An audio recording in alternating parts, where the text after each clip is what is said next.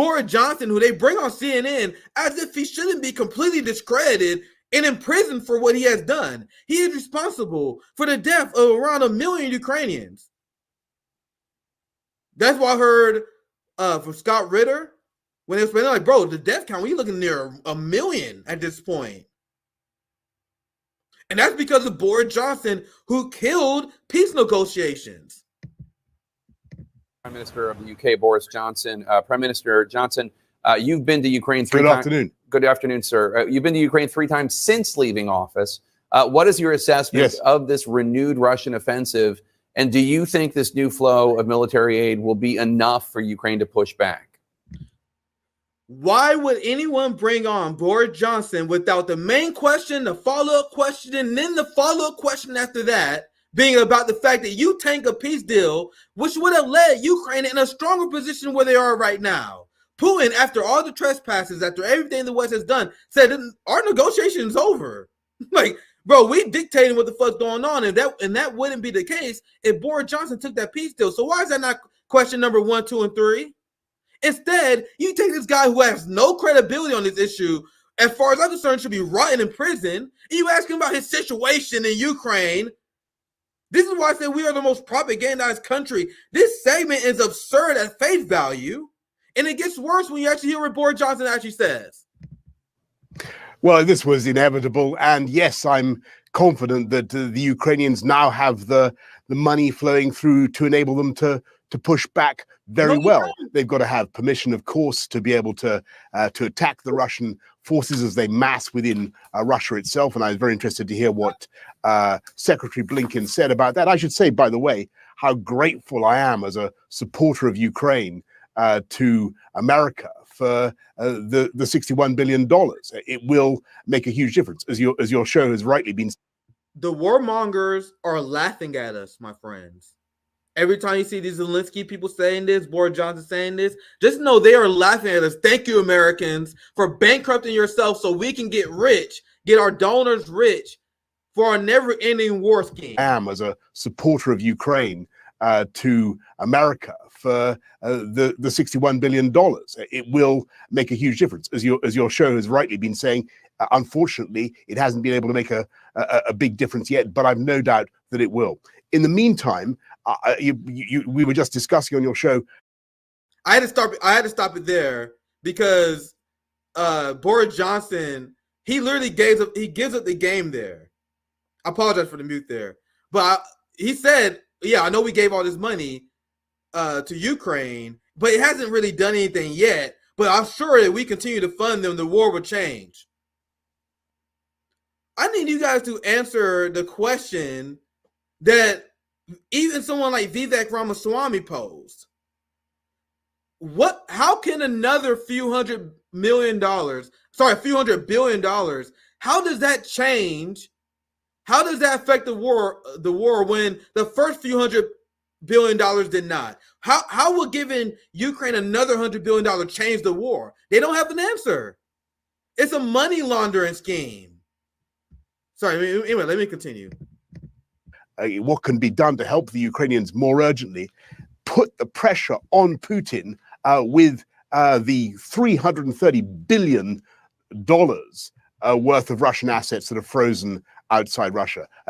Expropriate that, give that to the Ukrainians. That would definitely put pressure on Putin right now, make him think twice about continuing his vicious attacks.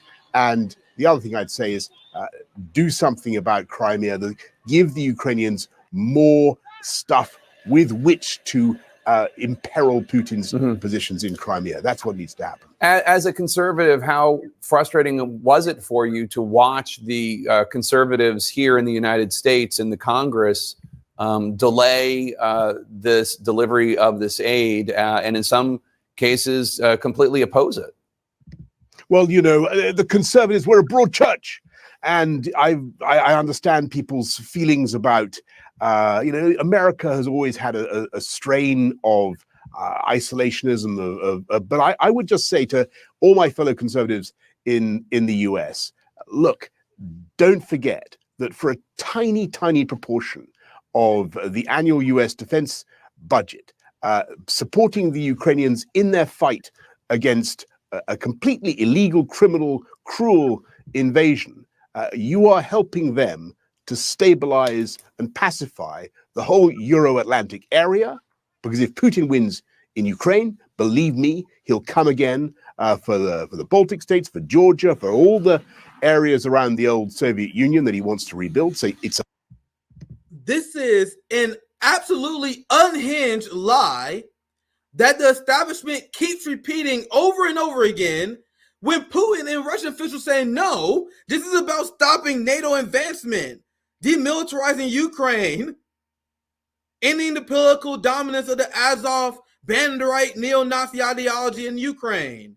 But they completely make this scenario up where Russia is going to invade and take over Europe if they don't stop them. You guys see how they stopped with the moral BS?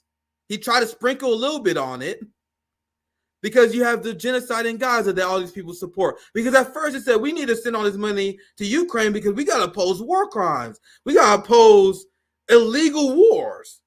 It went from that to, oh, we got to stop Putin because we don't stop Putin, we're going to invade Europe. Now, how does that even make sense? They said if we send only a few $100 billion to Ukraine, somehow Russia will lose. That same weak Russian military that will lose because of a measly few $100 billion is also strong enough to take over the entirety of Europe.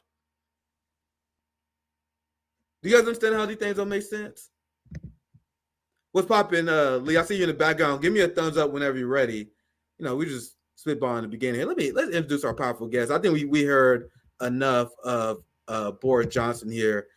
We have an amazing journalist, anti-imperialist journalist, doing great independent reporting. Always been a big supporter of Lee Camp. Great to have you back on Revolutionary Blackout, my friend. Hey man, thanks for having me. I really appreciate it.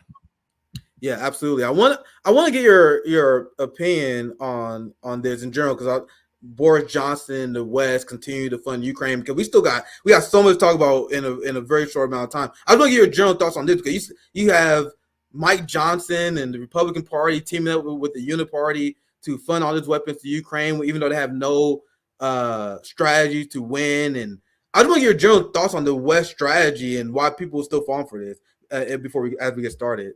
Well, yeah, I'm sorry I missed your segment, but I see that it's about Boris Johnson, and maybe you already mentioned these things, so I'm sorry to repeat them if you have. But just what was it, 2 weeks ago, maybe Boris Johnson wrote that article where, even though he's saying, oh, we have to send more money to Ukraine, why aren't we sending more money and missiles to Ukraine? Within the article, he says he admits that it's a fight for Western hegemony. He says that if Ukraine falls, then Western hegemony falls. And this is something that the ruling elite have been denying for over 2 years now, that this is a fight about Western hegemony. They acted like this is a fight about Russia just wildly decided to invade Ukraine, etc. And all of a sudden they're admitting this massive thing that they acted like wasn't happening. Oh, no, it's not about Western hegemony. It's just about Russia. It's just about Putin being nuts. And all of a sudden you have Boris Johnson and others saying, actually, it's about Western hegemony.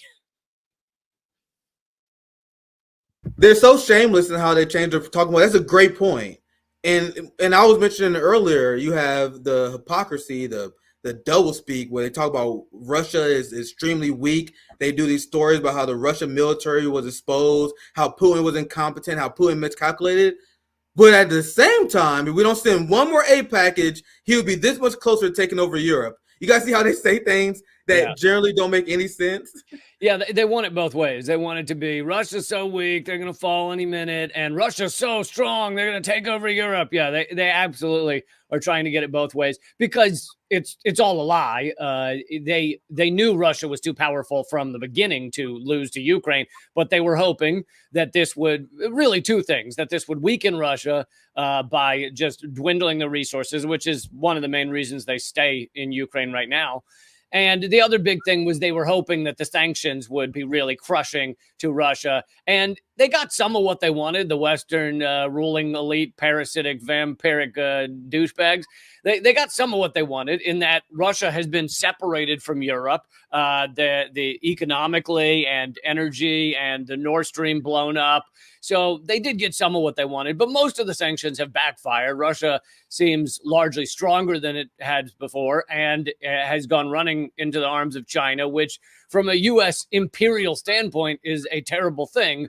But, you know, I don't think the U.S. should own the world. So it seems like a good thing to have multiple powers in the world rather than just the U.S., which has proven completely incapable of ruling the world and not murdering millions of people in the process. You don't believe the United States should have their hands in their palms on global affairs around the world? That idea is the idea that blew the mind of Piers Morgan recently. Like, you guys see the ideology these people have. They're like, what do you mean the United States shouldn't be in Ukraine? Because that shit thousands of miles away. What do you mean? Why do we even have to explain this to people?